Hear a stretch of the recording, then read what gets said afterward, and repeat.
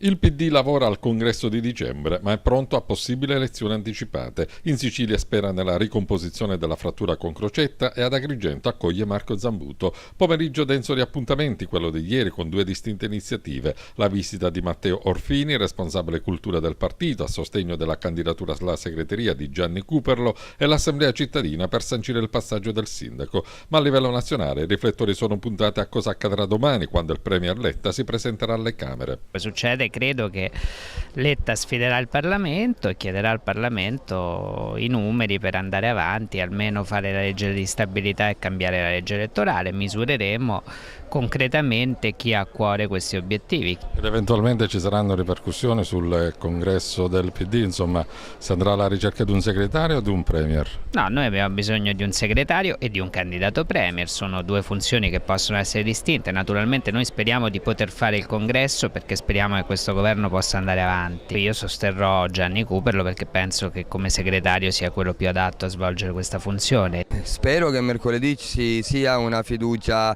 che sia una fiducia programmatica e che ci consenta di dare le risposte a questo Paese. Una mancata fiducia significherebbe ritornare al voto, significherebbe interrompere un processo di crescita che si sta innescando in questi mesi e soprattutto significherebbe far tradire gli italiani per salvare un solo uomo. E sul fronte della crisi in Sicilia Giovanni Panepinto conta che venga ricucito lo strappo. Ma io sono convinto che ricomporremo la vicenda, ma il Partito Democratico ha posto una questione non tanto di poltrone ma di merito, cioè noi riteniamo che l'azione del governo vada rafforzata, è un'occasione storica. C'è pericolo di elezioni anticipate? Ma ormai io sono uno peraltro abituato a votare, è la terza legislatura ma si vota ogni 2 anni, non escluderei nulla. In contemporanea, ai Filippini assemblea del PD che apre le braccia a Zambuto, al quale chiede un cambio di marcia.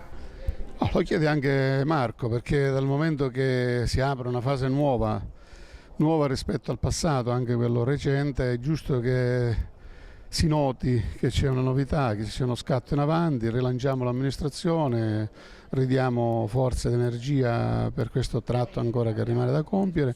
Mano libera al sindaco per la scelta di eventuale assessore del PD? Il sindaco per legge deve nominare, può nominare e revocare. Naturalmente sarà poi sua cura discuterne con gli organismi dirigenti, con il suo partito, perché mi pare che sia giusto così. Il Partito Democratico ha voglia di governare questa città, di governarla bene, ma con dei programmi, con degli obiettivi. Sostanzialmente noi oggi siamo qui per sigillare, per concretizzare al meglio questo nuovo momento per la città di Agrigento.